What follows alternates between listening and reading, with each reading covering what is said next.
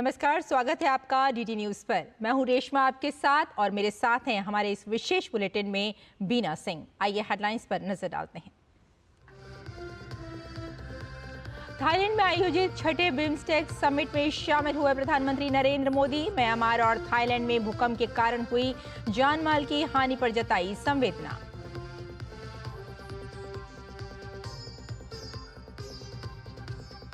प्रधानमंत्री मोदी और बांग्लादेश के मुख्य सलाहकार मोहम्मद यूनुस की मुलाकात। अल्पसंख्यकों की हालत पर प्रधानमंत्री ने खुलकर रखी बात, जताई गहरी चिंता। बांग्लादेश में चुनाव को लेकर भी चर्चा। केंद्रीय मंत्रिमंडल के महत्वपूर्ण फैसले, क्लीन ट्रांसपोर्ट पर जोर। भारतीय रेलवे में 4 मल्टी ट्रैकिंग परियोजनाओं को मंजूरी। वाइब्रेंट विलेज कार्यक्रम के दूसरे चरण के लिए 6,839 करोड़ रुपए मंजूर। संसद के बजट सत्र का समापन। दोनों सदनों में बजट प्रक्रिया के साथ जमकर हुआ विधायी कामकाज। वक्फ संशोधन विधेयक सहित कई महत्वपूर्ण विधेयक हुए पारित। और पश्चिम बंगाल में शिक्षकों की अवैध नियुक्ति को लेकर भाजपा का ममता सरकार पर हमला। मांगा इस्तीफा, कहा घोटालों को दबाने के लिए शुरू कर देंगी दंगा फैलाना।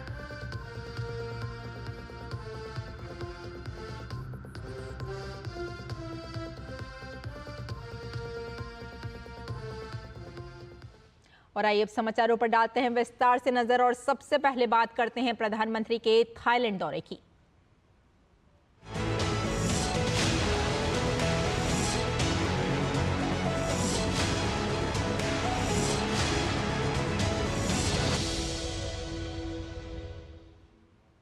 एक बार नजर डाल लेते हैं बिम्स्टेक शिखर सम्मेलन में पीएम मोदी का संबोधन की कुछ मुख्य बातों पर।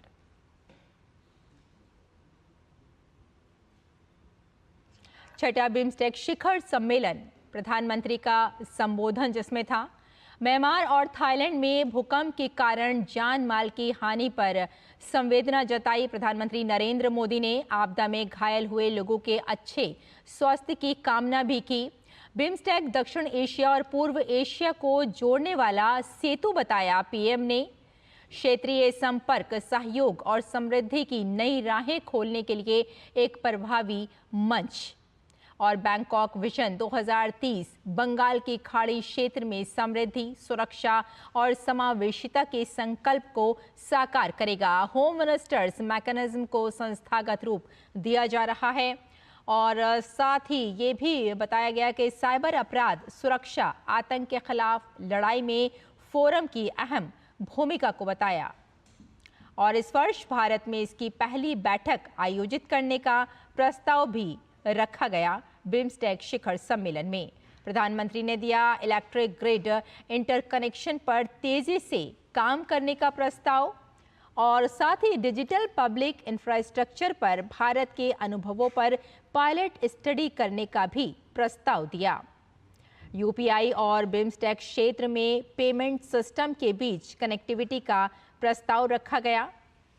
बिजनेस में सहयोग के लिए बिम्स्टेक चैम्बर्स ऑफ कॉमर्स का प्रस्ताव भी दिया पीएम ने। हर साल बिम्स्टेक बिजनेस समिट आयोजित करने का प्रस्ताव दिया गया और स्थानीय मुद्रा में व्यापार की संभावनाओं पर फिजिबिलिटी स्टडी का प्रस्ताव दिया बिम्स्टेक शिखर सम्मेलन में। और साथ ही भारत में सस्टेनेबल मैरीटाइम ट्रांसपोर्ट सेंटर की स्थापना का भी प्रस्ताव दिया गया। बिम्स्टेक क्षेत्र प्राकृतिक आपदाओं के प्रति बेहद संवेदनशील है। भारत हमेशा अपने मित्र देशों के लिए फर्स्ट रिस्पॉन्डर की तरह कार्य करता है। आपदाओं को रोका नहीं जा सकता, लेकिन उनसे निपटने के लिए सदैव तैयार रहना चाहिए। भारत में BIMSTEC centre of excellence for disaster management स्थापित करने का प्रस्ताव दिया प्रधानमंत्री ने अपने संबोधन में। और बिम्स्टेक देशों में कैंसर केयर में ट्रेनिंग और कैपेसिटी बिल्डिंग के लिए भारत सहयोग देगा और ट्रेडिशनल मेडिसिन में रिसर्च और प्रसार के लिए एक सेंटर ऑफ एक्सीलेंस स्थापित किया जाएगा। और साथ ही ये भी कहा कि किसानों के नॉलेज एंड बेस्ट प्रैक्टिस के आदान प्रदान, अनुसंधान और क्षमता निर्माण के लिए भारत में एक सेंटर ऑफ एक्सीलेंस खोलने का प्रस्ताव है। स्पेस क्षेत्र में भारत की प्रगति को बिम्स्टेक देशों के साथ साझा करने को तैयार। बिम्स्टेक देशों के लिए man power training, nano satellite के निर्माण और लॉन्च, युवाओं की स्किलिंग के लिए हम बौद्धि यानी BIMSTEC for organised development of human resource infrastructure initiative के शुरू करेंगे। इसके अंतर्गत बिम्स्टेक देशों के 300 युवाओं को हर साल भारत में ट्रेनिंग दी जाएगी। भारत के फॉरेस्ट्री रिसर्च इंस्टीट्यूट में बिम्स्टेक छात्रों के लिए स्कॉलरशिप भी दी जाएगी। नालंदा विश्वविद्यालय में भी स्कॉलरशिप स्कीम का विस्तार किया जाएगा। और हमारी साझा सांस्कृतिक विरासत, हमारे संबंधों को मजबूत नींव, ओडिशा की बौली यात्रा, बौद्ध और हिंदू परंपराओं के गहरे ऐतिहासिक संबंध, हमारी भाषाएं, ये सभी हमारी सांस्कृतिक जुड़ाव के प्रतीक माने जाते हैं।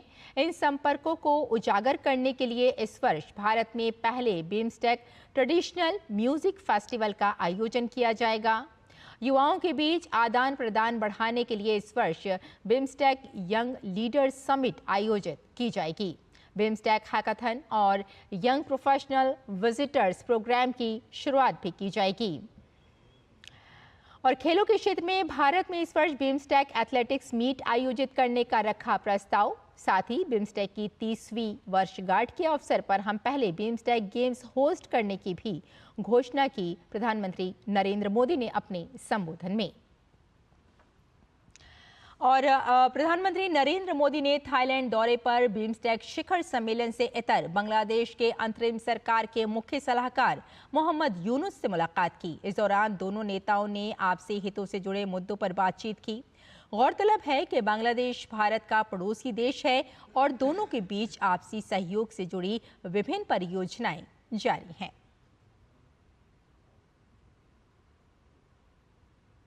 प्रधानमंत्री नरेंद्र मोदी ने नेपाल के अपने समकक्ष केपी शर्मा ओली से मुलाकात की। ये बैठक थाईलैंड की राजधानी बैंकॉक में हुई।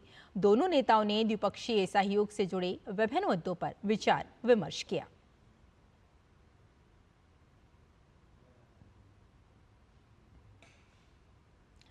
थाईलैंड दौरे पर प्रधानमंत्री नरेंद्र मोदी ने बिम्स्टेक शिखर सम्मेलन से इतर भूटान के प्रधानमंत्री टोबगे से मुलाकात की। सोशल मीडिया प्लेटफॉर्म एक्स पर मुलाकात की तस्वीर साझा करते हुए प्रधानमंत्री मोदी ने लिखा कि मेरे अच्छे मित्र प्रधानमंत्री टोबगे के साथ बहुत अच्छी बातचीत हुई। भूटान के साथ भारत की मित्रता बहुत मजबूत है। उन्होंने लिखा कि हम कई क्षेत्रों में व्यापक सहयोग कर रहे हैं।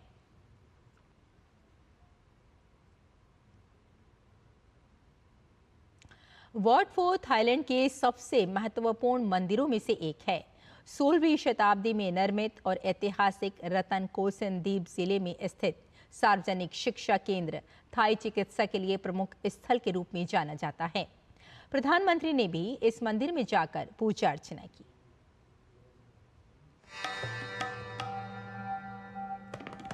बैंकॉक में वॉट फोर को शहर के सबसे पुराने, सबसे बड़े और सबसे महत्वपूर्ण मंदिरों में से एक माना जाता है।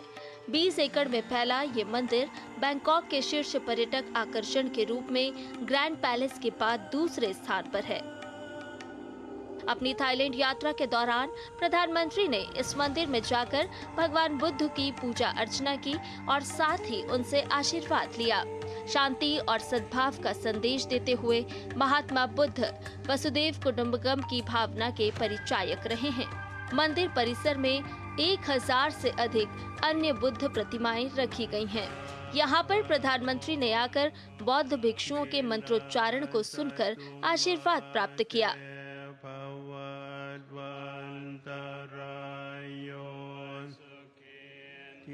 This temple is very important.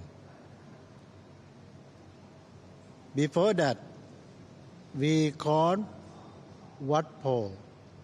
This temple has been established at the end of the Ayutthaya period.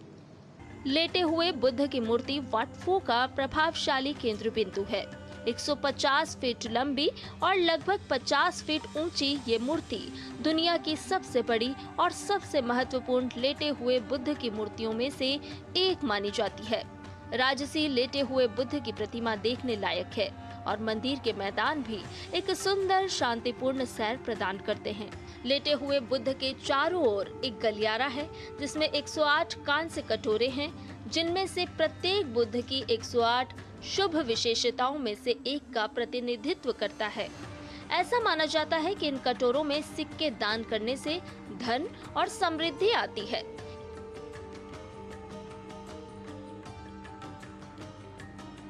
बुद्धम शरणम गच्छामि, यानी बुद्ध की शरण में जो जाता है वो शांति, सद्भाव और निर्वाण के रास्ते पर निकल पड़ता है।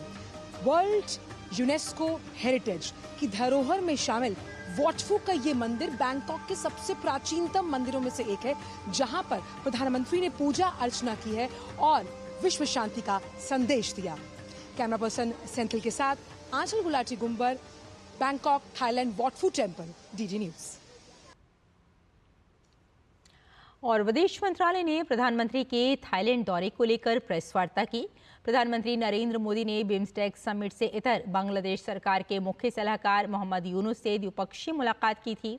इसको लेकर विदेश सचिव विक्रम मिस्री ने बताया कि प्रधानमंत्री मोदी ने बांग्लादेश में हिंदुओं सहित अन्य अल्पसंख्यकों की सुरक्षा से संबंधित भारत की चिंताओं को रेखांकित किया और उम्मीद जताई कि बांग्लादेश सरकार उनके खिलाफ किए गए अत्याचारों के मामलों की गहन जांच करके उनकी सुरक्षा सुनिश्चित करेगी। Prime Minister also met today with Professor Mohammad Yunus, the Chief Advisor of the interim government of Bangladesh. Prime Minister reiterated India's support for a democratic, stable, peaceful, progressive and inclusive Bangladesh. Prime Minister also urged in this regard that any rhetoric that vitiates the environment is best avoided. On the border, strict enforcement of the law and the prevention of illegal border crossings, especially at night, is necessary for maintaining border security and stability. Prime Minister also underlined India's concerns related to the safety and security of minorities in Bangladesh, including Hindus, and expressed his expectation that the government of Bangladesh would ensure their security.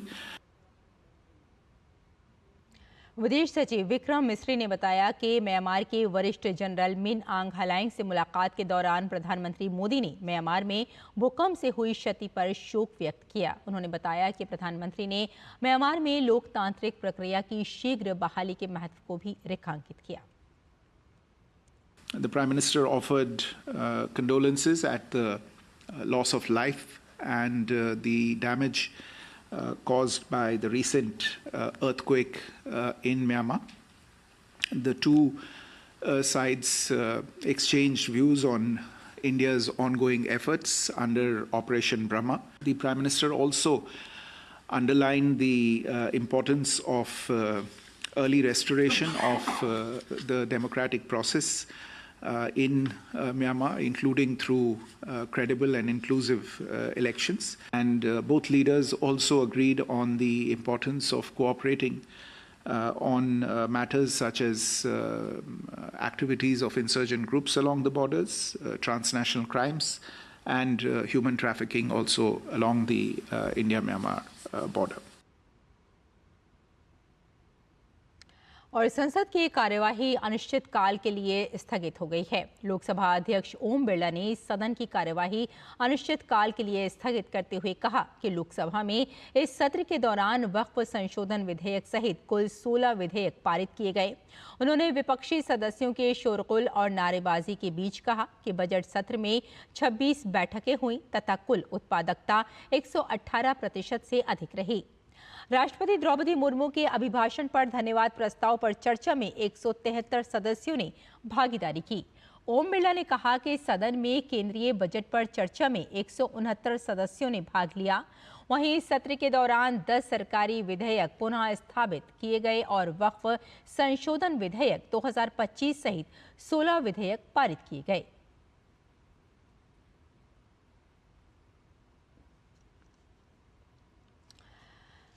तो वहीं राज्यसभा की कार्रवाई भी अनिश्चितकाल के लिए स्थगित कर दी गई। सभापति जगदीप धनखड़ ने सदन में कार्यवाही अनिश्चितकाल के लिए स्थगित करने की घोषणा करते हुए कहा कि बजट सत्र में सदन की उत्पादकता 90% रही है। राज्यसभा में बजट सत्र में राष्ट्रपति के अभिभाषण पर 3 दिनों तक चर्चा हुई। बजट 2025-26 में भी सार्थक चर्चा हुई। 49 प्राइवेट मेंबर बिल आए। कुल 159 घंटे सदन चला, जिसमें 4 अतिरिक्त घंटे शामिल हैं।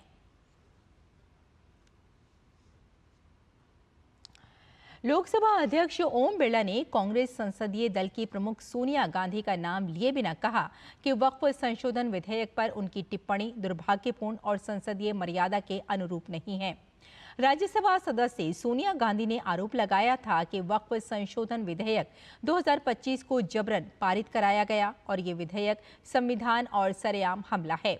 बजट सत्र के आखिरी दिन संसदीय कार्य मंत्री किरेन रिजिजू द्वारा सोनिया की टिप्पणी का उल्लेख किए जाने के बाद बिरला ने यह भी कहा कि एक वरिष्ठ सदस्य द्वारा लोकसभा की कार्यवाही पर प्रश्न उठाना उचित नहीं है। कांग्रेस के एक वरिष्ठ सदस्य जो कि सदन की सदस्य रह चुकी है, वर्तमान दूसरे सदन की सदस्य है, द्वारा सदन के परिसर में ऐसा वक्तव्य दिया गया है कि सदन द्वारा वक्फ संशोधन विधेयक जबरदस्ती पारित किया गया। वक्फ संशोधन विधेयक पर सदन द्वारा 13 घंटे 53 मिनट चर्चा की गई, जिसमें सभी दलों के 61 सदस्यों ने विचार रखा है। इस विधेयक पर 3 बार मत विभाजन हुआ, अतः इस विधेयक सदन के नियमों के अनुसार पारित किया गया। सदन की कार्रवाई पर एक वरिष्ठ सदस्य द्वारा प्रश्न उठाना उचित नहीं है और ये संसदीय लोकतंत्र की मर्यादा के अनुरूप भी नहीं है। केंद्रीय अल्पसंख्यक मामलों और संसदीय कार्य मंत्री किरेन रिजिजू ने बगैर चर्चा किए और जबरन पारित कराए जाने के आरोपों का जोरदार खंडन किया है। उन्होंने इस तरह के बयान को गलत बताते हुए कहा कि इस बिल पर सदन में रिकॉर्ड समय तक चर्चा की गई। उल्लेखनीय है कि कांग्रेस की पूर्व अध्यक्ष और राज्यसभा सांसद सोनिया गांधी ने बिल पर पर्याप्त चर्चा न कराने और इसे जबरन पारित कराने की बात कही थी। किरेन रिजिजू ने कहा कि बिल पर रिकॉर्ड चर्चा होने के बावजूद इस तरह के बयान देना गलत है।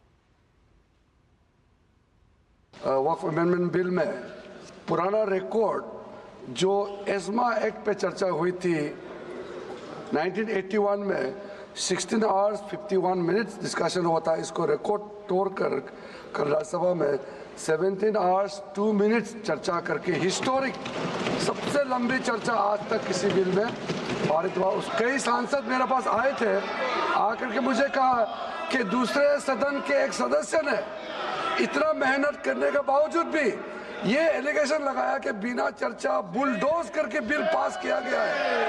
इतना मेहनत करके, इतना देर तक चर्चा करके, नियम को, प्रोसेस को फॉलो करके काम करने के बाद तारीफ करने का जगह में कहता है बुलडोज करके बिल पास किया।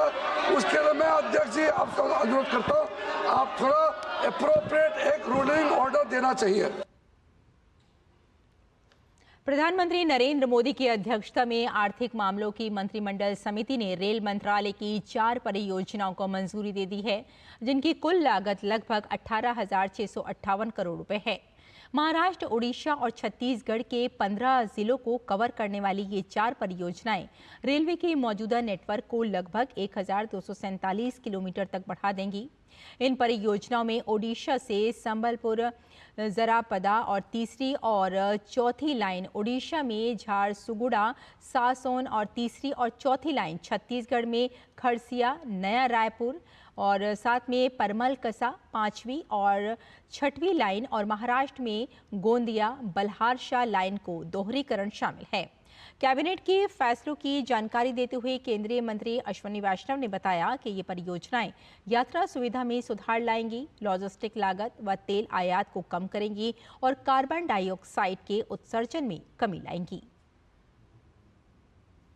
ये 4 प्रोजेक्ट अकेले 95 करोड़ लीटर डीजल बचाते हैं। 95 करोड़ लीटर डीजल बचाते हैं, 477 करोड़ कार्बन डाइऑक्साइड बचाते हैं और 7,575 करोड़ के बराबर का जो फॉरेन एक्सचेंज जाता था, उस मतलब डीजल पे जो एक्सपेंडिचर होता देश के पॉइंट ऑफ व्यू से, वो बचता है इससे। और this is equivalent to planting 19 crore trees. 19 crore trees plant करते, उससे जितना हमको एनवायरमेंटल बेनिफिट मिलता, वो बेनिफिट इन 4 प्रोजेक्ट अलोन से मिलेगा। That's why it's so very important to make this investment so that we can really give a cleaner country, cleaner environment to our next generations. ये इसी point of view से प्रधानमंत्री जी का बहुत बड़ा focus है। कैबिनेट ने वित्तीय वर्ष 2024-25 से 2028-29 के लिए 6,839 करोड़ की लागत से वाइब्रेंट विलेज प्रोग्राम के दूसरे चरण को भी मंजूरी दी है। 2023 में फर्स्ट फेज हुआ था कवर, और आज सेकेंड फेज कवर हुआ, जिसमें 6,839 करोड़ रुपीस से और नए प्रोजेक्ट्स ऐड हुए, गुजरात के, राजस्थान के, पंजाब के, और इधर बांग्लादेश से related border area, Mizoram, Myanmar से रिलेटेड एरियाज, इन सब को कवर करके एक सेकेंड फेज इसका चालू किया है। आगे बढ़ते हैं। पश्चिम बंगाल में शिक्षक भर्ती घोटाले को लेकर भाजपा ने ममता सरकार पर हमला बोला है। भाजपा के राष्ट्रीय प्रवक्ता संबित पात्रा ने कहा कि सुप्रीम कोर्ट ने पूरे मामले को धोखाधड़ी बताया है। सुप्रीम कोर्ट ने 2 जजों की बेंच, जिसमें chief justice of India Sanjeev Khanna और जस्टिस संजय कुमार, दोनों ने अपना जजमेंट सुनाया। मैं जजमेंट का एक अंश पढ़ के सुनाता। हमने इस केस के तथ्य को जांचा है, पूरे केस के तथ्य को जांचा है, सुप्रीम कोर्ट कह रही है, और पूरा का पूरा मामला जो सिलेक्शन प्रोसेस है वो मैनिपुलेटिव है, उसको मैनिपुलेट किया गया है और फ्रॉड है, धोखाधड़ी है, धोखा दिया गया है। वेस्ट बंगाल की सरकार और वेस्ट बंगाल की मुख्यमंत्री ममता बनर्जी की क्रेडिबिलिटी और उनकी लेजिटिमेसी की धज्जियां उड़ गई हैं, यह सुप्रीम कोर्ट ने कहा है। संबित पात्रा ने कहा कि बंगाल में दीदी की दादागिरी पूरा विश्व देख रहा है, वहीं बंगाल में भ्रष्टाचार चरम पर है। बंगाल की परिस्थिति, बंगाल का भ्रष्टाचार, बंगाल में दीदी की दादागिरी, यह आज पूरे भारतवर्ष में ही नहीं, विश्व में लोग देख रहे हैं। बड़े दुख के साथ कहना पड़ रहा है कि ममता बनर्जी एवं उनकी सरकार ने बंगाल में जिस प्रकार से भ्रष्टाचार को अनलीश किया है, भ्रष्टाचार को खुलेआम छोड़ रखा है, आज उसका गाज लाखों लोगों के ऊपर पड़ा है। पश्चिम बंगाल भाजपा के अध्यक्ष सुकांत मजूमदार ने कहा कि ममता बनर्जी ने पश्चिम बंगाल को शॉपिंग मॉल बना दिया है। मॉल बना दिया है ममता बनर्जी ने पश्चिम बंगाल को। जो खरीदना है आपको, टीचर खरीदना है, नौकरी खरीदना है, सैंड लेके नदी से बेचना है, जो चाहे आप कर सकते हैं, सिर्फ पैसा देना है। शॉपिंग मॉल बना के रख दिया है ममता बनर्जी पश्चिम बंगाल को।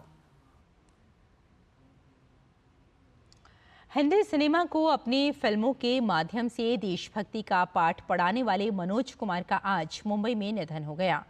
मनोज कुमार पिछले कुछ हफ्तों से अस्पताल में भर्ती थे।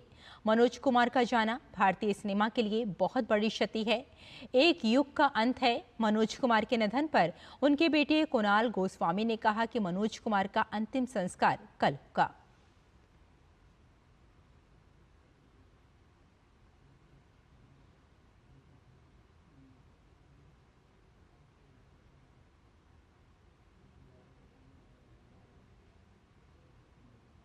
स्वस्थ थे काफ़ी टाइम से, लेकिन बड़ी शिद्दत से उन्होंने हर चीज़ का मुकाबला किया है और भगवान की कृपा है, शिरडी बाबा की दया है कि वो चैन से, आराम से इस दुनिया से गए हैं। कल सुबह उनका क्रेमेशन होगा। भाजपा सांसद हेमा मालिनी ने अभिनेता और फिल्म निर्देशक मनोज कुमार के निधन पर दुख व्यक्त किया। उन्होंने कहा कि देशभक्ति पर बनाई हुई उनकी फिल्में हमेशा यादगार रहेंगी। जितने भी बनाए उन्होंने फिल्म वो सब देखे ऑल पेट्रियोटिक, सो देश के साथ कनेक्टेड ही रहता है उनका he was so fond of this and he also joined BJP for some time but because of his health reason he could not continue but he was very very fond of this party and देश के प्रति और देश के लिए जो भी अच्छा काम करते तो बहुत सराहते थे। तो मैं भी जब यहाँ पार्लियामेंट में आई, यहाँ मथुरा की सांसद बनी, तो मुझे बहुत हमेशा फ़ोन में बात करते थे और पता करते रहते थे कि क्या क्या हो रहा है। एंड तब भी मैं बोलती थी कि आप why don't you continue your film making, बनाइए, आपके जैसे फिल्म मेकर्स नहीं हैं आजकल। हाँ करूँगा बोला, but it's very sad that he is not there any more. उनके साथ इतना beautiful memories are there working with him in such wonderful films, first started with Sanyasi, उसमें कितने अच्छे अच्छे गाने थे ना। सो गाना पिक्चराइज करने में भी ही वॉज एन एक्सपर्ट, उनको मालूम है कैसा प्रेजेंट करना है हीरोइन को, ऐसा एक डायरेक्टर थे वो। और खेल की खबरों में इंडियन प्रीमियर लीग में आज लखनऊ में मुंबई इंडियंस का सामना लखनऊ सुपर जायंट्स की टीम से होगा। दोनों टीमों को 3 मैचों में 1 जीत और 2 हार मिली हैं। ऐसे में दोनों टीमें जीत के साथ पॉइंट्स टेबल पर अपनी स्थिति को बेहतर करने के इरादे के साथ मैदान पर उतरेंगी। मुंबई और लखनऊ के बीच अब तक 6 मैच हुए हैं, जिसमें लखनऊ को 5 और मुंबई को सिर्फ 1 में जीत मिली है।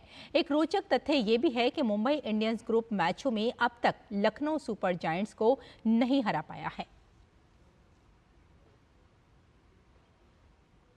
तो हमारे इस विशेष बुलेटिन में फिलहाल इतना ही। मुझे और मेरी सहयोगी बीना सिंह को यहीं अनुमति दें। नमस्कार।